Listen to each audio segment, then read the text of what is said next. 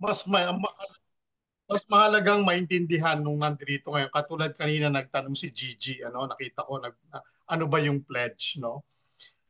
Kasi muna Gigi, ano, kailangan maintindihan natin ano ba yung UNX, ano ba yung CBIT. Okay. Sa magandang example na ibibigay ko, yung ating ceiling ay parang isang MetaMask, no? So yung nandoon yung IXT natin, no? Pwede rin tayo maglagay ng USDT dito, no? Pero hindi siya kasing laki ng isang UNX, which is the exchange platform, no? So yung UNX ay isang parang Binance. So nakuha mo na yung difference. Ibig sabihin, ang UNX ay pwedeng mag-exchange ng mga stable coins, lahat ng mga stable, not stable, cryptocurrencies sa buong mundo. Ngayon, nag-partner siya, no? Nakipag-partner ang UNX at ang ating C1 para magkaroon ng bridge, no? Ang ating Corbit token. Ang Corbit token natin can be converted, no? Kapag pumasok tayo sa UNX o sa ating exchange, uh, magkakaroon tayo ng tinatawag nating UNX NFT. So ano ba yung kahalagahan ng UNX NFT? Una, syempre, pag meron kang UNX NFT, mauna ka sa lahat ng mga projects na gagawin ng UNX. Tama?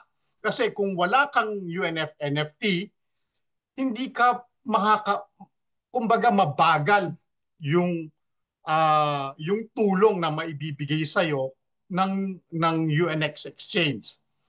So ang ginawa ng company, no? Tama yung pinakita ni Sir Danny, no?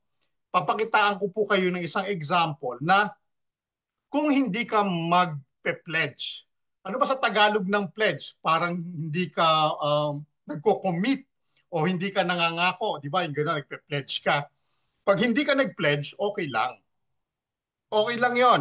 Pero kung magpe-pledge ka, kasi hindi naman po siya mandatory. Nasa sayo, decision mo yon. Kaya nga nagbigay ng disclaimer. Huwag po kayo matatakot dun sa disclaimer.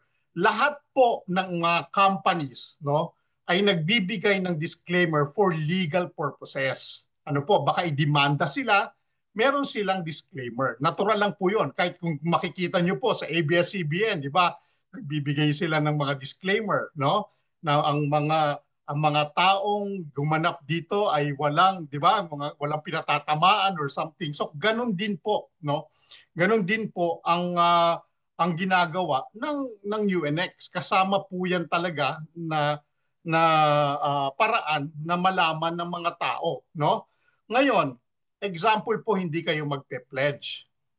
8 years po ang ipaghihintay ninyo. Depende pa po yan kung meron kayong Node NFT, yung pinapakita kanina ni Sir Danny. So ibig sabihin, kung wala ka pang Node NFT, maghihintay ka talaga. Pero meron kang paunti-unting tumutulo na kita mo o na CBIT. Meron, hindi pwedeng wala kasi meron kang CBIT eh. Meron kang pang stream. On the other hand, kung i-pledge mo sa UNX NFT, yung 8 years na paghihintay mo, mapapabilis. Bakit? Kasi hindi pa siya vested. Ibig sabihin yung nasa loob ng CBIT mo na Corbit, mailalabas mo siya. Mailalabas mo siya papunta sa UNX, no? Um, Platform ng buo, no? Buo mo siya mailalabas. Kung example, no? Yung binabanggit ni Sir Danny kanina, merong 50%, 75%, and 100%. Let's say, for example, meron kang 100,000 CBIT. Wala kang Node NFT, no? Wala ka lahat, pero may 100,000 ka. So maghihintay ka pa ng mga mahigit sa 8 taon yan. Hindi lang 8 years. Yung binanggit ni Sir Danny. Bakit? Kasi walang nagpapatulo ng mabilis doon sa iyong streaming. Pero yung 100,000 mo na to, binigyan ka ng option na ilabas. Mailagay mo sa UNX NFT, no? Pag nailabas mo, mailagay mo sa UNX exchange, mailalabas mo siya kagad. Pero ito ang catch doon, mabiburn siya. Okay. So, sinabi nga ni Sir Danny kanina, merong 50%, 75%, 100%. Yung 100,000 mo, example, nilabas mo at kinuha mo lang yung 50,000, which is the 50%, masusunog na yon. So, ibig sabihin, anong mangyayari, Coach Anton? Kung nasunog na yung 50,000 ko, di wala na siya. Wala na po. Wala na. But sabi ng UNX na platform, no, ng ating exchange, papalitan ko 'yan. Ano ipapalit ko? Bibigyan kita ng UNX NFT, bibigyan kita ng lahat ng mga benefits na makukuha natin dito sa platform natin. Pangatlo, ano makukuha natin? Lahat ng exchange na mangyayari dito sa UNX, kasama ka dahil kasama ka sa naniwala unang-una. So, sabi kanina ni Sir Danny, maglalagay din siya pero iniintay niya pa. Pwede po yun. Pero ang benefit, ang benefit ng maglalagay na ngayon ay hindi magiging benefit ni Sir Danny, maglalagay pa sa isang araw o sa susunod na araw. Nakukuha niyo po. Bakit? Siyempre po, naisip na ng company, no, na kung mauna ka, bibigyan kita ng higher rewards. Tama po. Pero kung magpapahuli ka, bibigyan pa rin kita ng reward pero kukonti na lang. Bakit? Alam din ng company na ginagamit mo pa yung CBIT mo dito sa iyong ceiling para mag-produce pa ng CBIT doon sa streaming. Tama po? Dahil nauna tayo, ako po nag-pledge ako ng 50% kagad. Actually, iniisip ko nga mga 75 to 100. Bakit po? Ang aking Indian community po, 100% ang kanilang pinasok. Bakit po? Naniniwala sila, no? Dahil si Ambassador Anthony ay naglagay po ng 100% ng CBIT niya. So, kung iisipin po natin, no, na ganun ang mangyayari, no, kung ganun ang narinig nila at ginawa ng ambassador, no, ganun din yung sinusundan nila. Kaya tinanong ako, no, kasi yung kay Sunil ay almost around 320 CBIT yung kay Sunil, no. In-stake niya yung lahat, no? Ibig sabihin, binurn niya yung lahat para magkaroon siya ng UNX NFT. Ano pa? Exchangeable po siya. Ibig sabihin, pwede siyang mag-earn, no, ng stable coins like USDT, pwede siyang mag-earn ng mga cryptocurrencies na hindi pa natin alam kung anong mangyari. Bakit po? Hindi pa kasi nala-launch. Ito po ang pangatlong maganda. Bakit kailangan nyo mag-pledge? Eh kung hindi ho kayo mag-pledge, hindi ho tatakbong exchange. Hindi ho tatakbong ceiling. Ano po? So kailangan mabuo natin yung 2.5 billion, 2.5 billion o 25% ng ating maximum supply, no? Na 10 billion. Kailangan mabawasan ng 2.5 billion. So anong matitira? 7.5 billion. Yun yung total supply na. Kasi ang maximum supply 10 billion di ba? So ang total supply, kung makukuha natin yon, ang sabi pa doon, hindi naman necessarily maaabot natin yung 60 days. Kung makuha na kagad ang 2.5 billion in less than a month, less than 30 days, tapos na. Ngayon, kung hindi kayo nakapag-pledge, aabangan na lang ninyo kung ano pa yung mangyayari. Pero kung ang hindsight naman, Sir Anton, wala na yung 50% ko na ipinledge. Wala na, burn na siya. Pero papalitan siya. Hindi naman mawawalang saysay. No? Mapapalitan siya ng isang NFT. Mapapalitan siya ng mga benefits and rewards na manggagaling sa UNX Exchange. Tandaan nyo po, pioneer tayo dito ulit. No? So ibig sabihin, kapag nag-boom ang ating exchange, ang UNX Exchange, kasama tayo sa nag-boom. Ngayon, percentage-wise, dahil nauna ka, nagpasok ka kagad ngayon, no, na-burn mo na yung 50% mo o 100% mo, mataas ngayon yung percentage rate na makukuha mo. Compare dun sa mag-iintay pa siya, ay pag naging 2 billion, doon pa lang ako magpapasok. Siyempre, mas mababa na yung makukuha niya. Tama po? Kasi hindi naman unfair naman dun sa nagpasok ngayon nagpasok na halimbawa, kasi nag-start yan ng July 9 nung nag-start ng July 9, nagpasok na iba. Unfair dun sa nagpasok ng July 9, no? At July 10, kesa magpapasok ng July 15 and 16. Tama po ba? So, yun po ang benefit. Ngayon, ang tanong lang lagi natin, kayo ang makakapagsagot. Ibi-burn ko ba ay yung aking um, CBIT? Yun ang tanongin niyo yung sarili niyo. Kaya ko ba siyang ipatalo? Yun ang mga tanong na kayo lang ho ang makakasagot. No? Kung ipapatalo ko siya, ano ba yung makukuha ko? Kasi matatalo na po kayo doon. Hindi po ano yun. Matatalo kayo in a way na mababurn na siya eh. Nagbigay ng disclaimer na hindi sagot ng company. Kung bumagsak ang company, wala na yung 50% niyo. Pero hindi yung mangyayari yun. O hindi naman sa malabong hindi mangyari. Pero maraming plano ang company na maiaangat ito on a bigger level.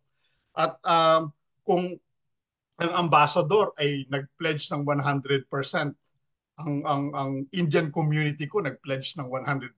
Ako as a leader 50% lang. Parang ano no, parang half-hearted ako sa totoo lang. Pero yun yung diskarte ko eh. Sabi ko nga kay Sunil, ako yun eh. So maaring magpasok pa ako kasi 2 beses so kayo pwedeng mag-pledge, no? 50%, tapos naisip mo gusto nyo another 50%, 100%, ubos na yung inyong CBIT. O kaya 50%, that's another 25%, that will be 75%. Nasa sa inyo po yung diskarte. So, aabangan natin kung ano yung na mapuno yung 2.5 billion. Kapag napuno na po siya, sabi ni Sir Danny, di ba, magpapasok din siya bago mapuno. So, yun yung gagawin niya. Okay yun, wala akong problema. Kanya-kanya ho tayo ng ng diskarte, no? Kanya-kanya ng paniniwala, no? At meron naman din tayong common goal. Anong common goal? Magpe-pledge ka pa din. Yun yung maganda, no? Whether sabi nga ni Sir Danny, hindi man ako makakuha ng mga rewards na yan, okay na sa akin kasi ito yung naiisip ko, which is very good, no? Magpe-pledge pa rin siya. So, yun po ang kaibahan, no? Ngayon, pag nasa UNX exchange platform na po yan, lahat ng mga major cryptocurrencies po, no, sa buong mundo, no, ay papasok sa UNX. Imagine you have the CBIT, you have the NFT na convert o nabigyan ka. So, yung NFT na yan, no, na unique NFT na yan, will give you a flow of cryptocurrencies na nandiyan sa loob. So, matutulungan ka nito.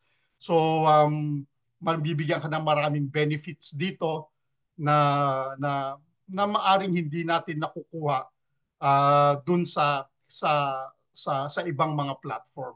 So, yun lang po at sana naintindihan ninyo no yung kaibahan ng dalawa. So, kung ayaw ninyo, maghihintay din po kayo, no? Kunyari, sir, ano na lang ako, sa C-Link na lang ako. Ayoko na doon sa UNX. Okay lang po. Pero tandaan nyo, kung halimbawa may 100,000 ka dyan, wala kang node NFT, mabaga. Tapos kung sabihin na natin, ang per day mo lang example, mga 10. Example ko lang po yun 10 per day. Yun lang yung aabangan mo. Yung 7% na yun na sinasabi ni Sir Danny, daily. No? Araw-araw, yun lang hanggang matagpus mo yung 20 years, 30 years. No? Pero pag may node NFT ka, light, meron kang 15%. So, every 15% daily ang makukuha mo. Pag meron kang mas mataas, which is the 25%, marami kang makukuha siguro mga within 8 years. Tapos na yung makukuha mo ng lahat yung 100,000 mo. So, kung ayaw mong maghintay, no? Isakripisyo mo yung 50%, ilagay mo dito. Tapos yung 50% ihintay mo doon sa CBIT mo, doon sa C-Link mo. So, binibigyan ko lang kayo ng idea, pero kayo ang magdidesisyon kung anong dapat yung gawin.